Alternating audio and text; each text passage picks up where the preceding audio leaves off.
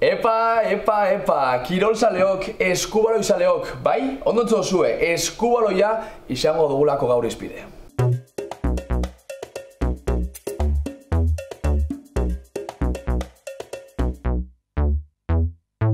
Euskal Kirolari, egoitz txurruka.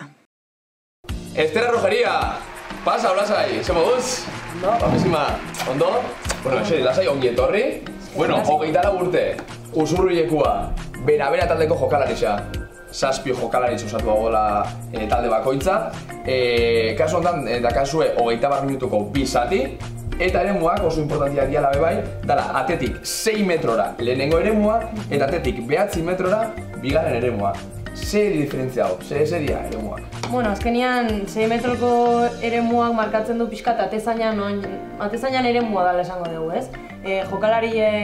Pistako jokalariek ezin dute bertara sartu, eta adibidez defenditzen dagoen jendiak barrutik defenditzen badu, hori zigortzen da 7 metroko jaurtiketa batekin. Ikusten dugu hemen baloi, bueno, txipixa moten dagoela, futbolekoak eta logikamente handixagoa dira, baina hau hartu bila da eta bota bila da. Bostak kadetena, jugeiena, osina da. Bai, baloi honen kasuan, hau nesketan kadeteak erabiltzen da. Gero ja juveniletan bi zenbakia erabiltzen da, pixkat handiagoa dela, eta hor ja trampa pixkatiten aztegea erabiltzen resina. Resina, eta jendeak jakiteko, zer da resina? Pegamento, kola moduko antzerako bat? Bai, azkenean kola moduko bat da, guk zapatian esparadrapoa jarri eta ukitze dugu resina jartzeko eta jokuan edozein momentutan resina hartu alizateko, baloia erristatzen izaikula ikusten badeu, eta gila da bizitza asko mate gula. Ester, eta guzan pixkate sakontzera, posizioak. Bueno, hau alde batetik atezaina. Lehen nahi paktuako 6 metroko area barruan euten da hori. Bai. Gero dago erdiko jokalaria, gero daude zure kasua. Hori da. Daude ezker eta eskuin albokoak, eta ezker eta eskuin egalekoak baita, eta gero pivotea azkenik. Eta bakoitzan rola zein da? Zeitzen dabe? Bueno, atezainan helburu azkenean da baloia gelditzea. Hortarako dago 6 metroko area barruan, bertan nahi dituen urraiz guztik eman ditzake boteik eman gabe. Eta area hortatik ateratzen danean, ja beste jokalari bat gehiago bezala da. Gero dago erdiko jokalaria, dala pixkat erasoko joko antolatzea arduratzen da. Erabakitzeu ze jokaldi markatu, eta gainontzeko kaso egin, eta aurrera, ez da? Hori da, agintaria ez da. Gero daude erdikoan ondoan kokatzea ezker eta eskuin alboko jokalariak. Hauek erdikoak ematea pixka jokoan antolakuntzaz arduratzea. Erdikoak agindu diteu eta hauek igual laguntzeute jokoa aurrera eramaten, Eta gero bukatzeko daude egalekoak eta hauek gehiago dira jokaldia bukatzeko. Behaiek askotan jokua elaboratu ondoren, behaiek azken jaurtik eta arduratzea. Gero bukatzeko pivotea dago, nik uste pivotean lana dela igual ezker txarrikona, esango dugu. Behaien helburua da beste jokalarientzat tarteak sortzea, edo desmarkeak itia behaiek baloia jasotzea. Joko zikin hori itzen dago, ez da? Hori da. Eta oin, arauak. Arauak, Ester, gauzatxo bat, oso importantia.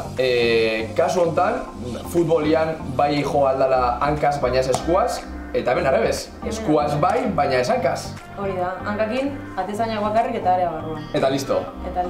Eta nik entzun da dakatu bai, joko geldoa.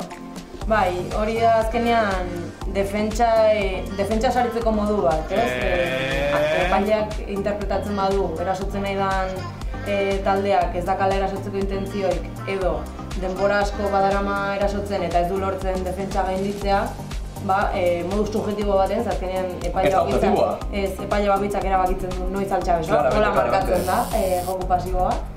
Eta, hola beso altxata. Eta Ester, zigorren kasuan, txartel hori dau, gorrixa, takata, eta bazterketa. 2 minutu.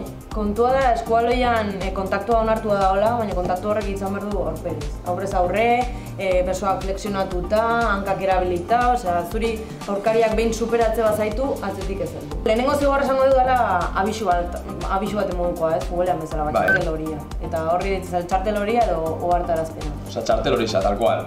Gero, tarteko beste zigor bat, izango zen, bazterketa. 2 minutu. Hori da, jokalari bakoitzak txartel hori bakarra jaso dezake. Eta taldean guztira 3 daude jasotzea guztira. Taldeak 3 txartel hori jaso ditunez gero, momentu horretik aurrera, ja 2 minutuko pasiko dira. Kasu horietan, baina zigorra gogorragoa da eta jokalari, akatxorindun pertsona 2 minutu kanpora jendako. Orduan taldea 5 jokalarekin gatzen. Bueno, eta komentatu dugunez, 3 zigor mota, txartel horixa, bazterketa eta gorrixa. Ze pasatzen da? Arbitro batek, epaile batek txartel gorrixa atatzen bautzu. Jokalari bakoitzak gehienez 3 bazterketa jaso ditzake eta 3. horren ondoren ja txartel gorria jasotzen du eta ezin du partiduetan gehiago jolastu.